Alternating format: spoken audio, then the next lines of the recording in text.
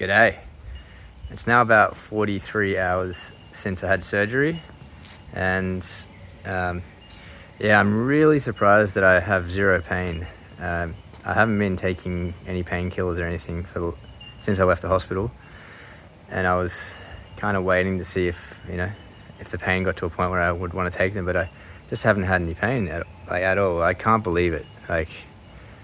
Given that my arm was cut open, my bone was drilled through, and all these crazy things that I've never had happen before. I would imagine that after that happens, it'd be like a throbbing or something like that, but I could just lie down and feel totally normal. So obviously I haven't even tried to move my arm in certain ways, because that would be a bad idea and risk re-injuring it and undoing the work of the surgery. So it's basically just not being able to use my arm. But yeah, I don't know, because I haven't had this thing before, I would imagine I'd be in pain all the time, but it's mostly just the inconvenience of not being able to use the arm. So that's amazing.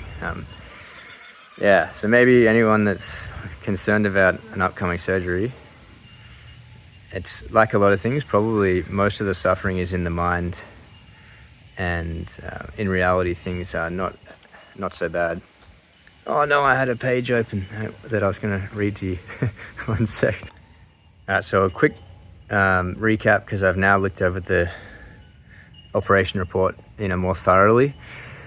Basically for my long head biceps, it was torn right at the muscle, so there was no tendon hanging off it. If there was enough tendon still attached to the muscle, they could use that, but because there wasn't, they did an allograft, which is when they take a deceased person's tendon that they donated. And in this case, reading from the report, I got a allograft semitendinosis, which is the hamstring.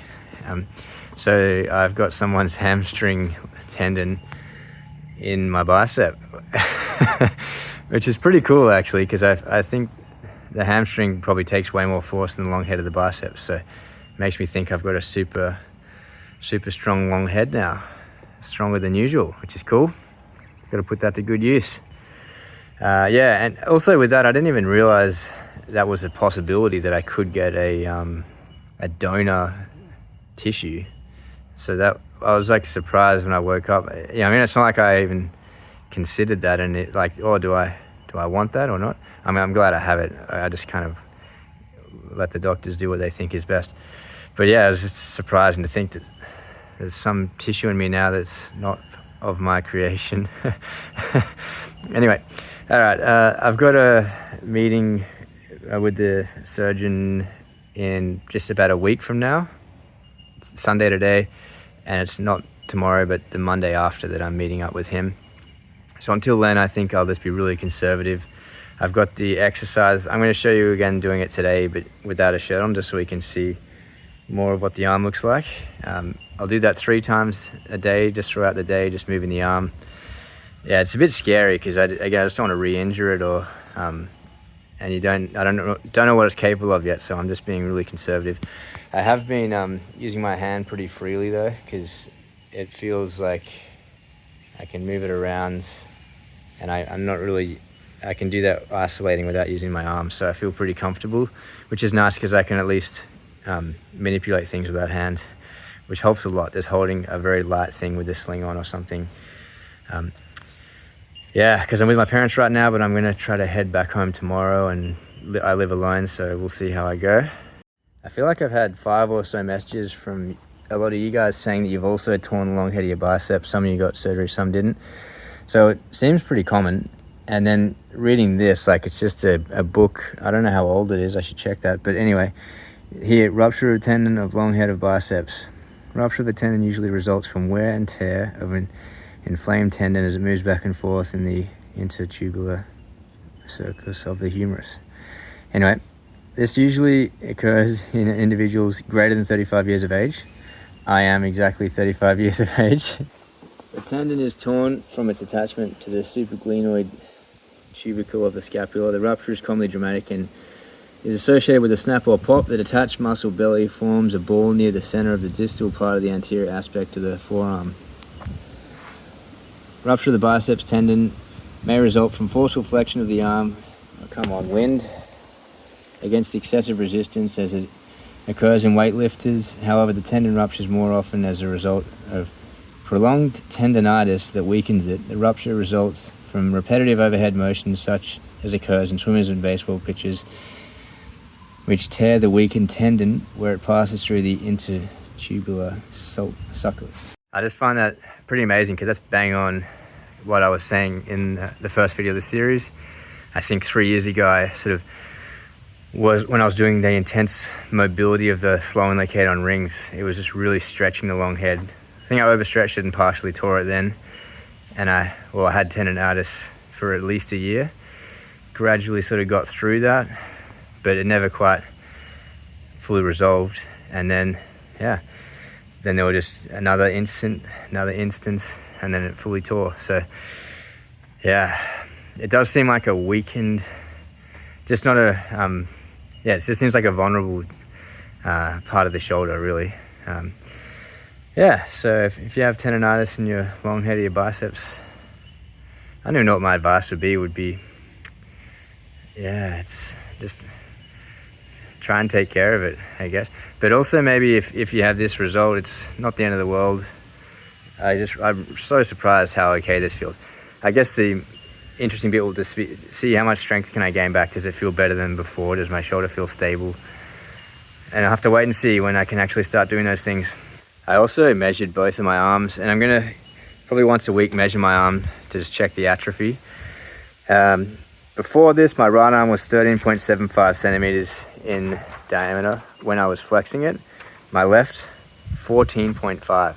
That's because I was measuring it around the peak part of it, so it was significantly bigger than because all the muscle was bunched up. All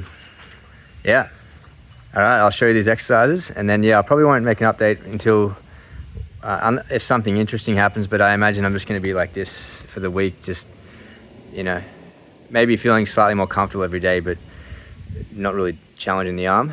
So I'll probably make the next update when I visit the surgeon, and after that, when he's giving me sort of the next exercises I can do and things like that. This is the first one. They're both just passive, again, don't do any actual muscle activation. I'm mostly feeling the the covering on my skin. You can change the angle as well to show different areas.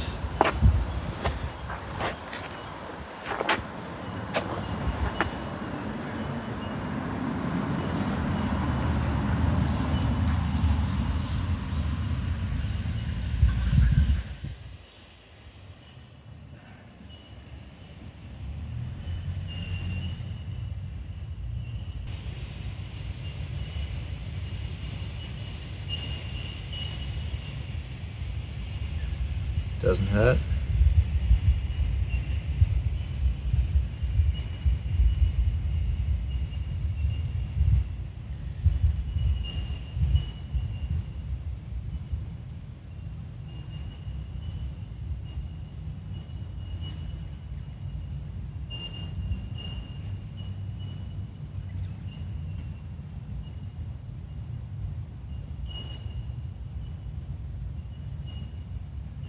Doesn't hurt.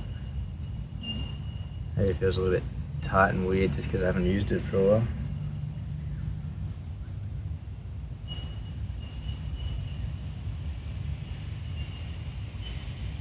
Also, I managed to sleep 6 hours last night. I think 5 or 6 hours, which is more than I expected, so I'm very happy with that. Because I normally like to turn onto my sides when I sleep. And obviously I'm mostly sleeping my back right now, but so that was also better than expected. I think if I can just have a normal night's sleep every night, that'll make me very happy. So that's like the first night at home, and that's already on the right way. One other thing I forgot to mention, I've got pictures of my arm sliced open mid-surgery. I think it's epic to see. I'm really glad. Like, I always love to see those kind of things. So I'll show them in about 5 seconds, but if you're like not okay with blood, well, there's not really blood, but you know, gore, that kind of thing, then probably skip the next 10 seconds of this video.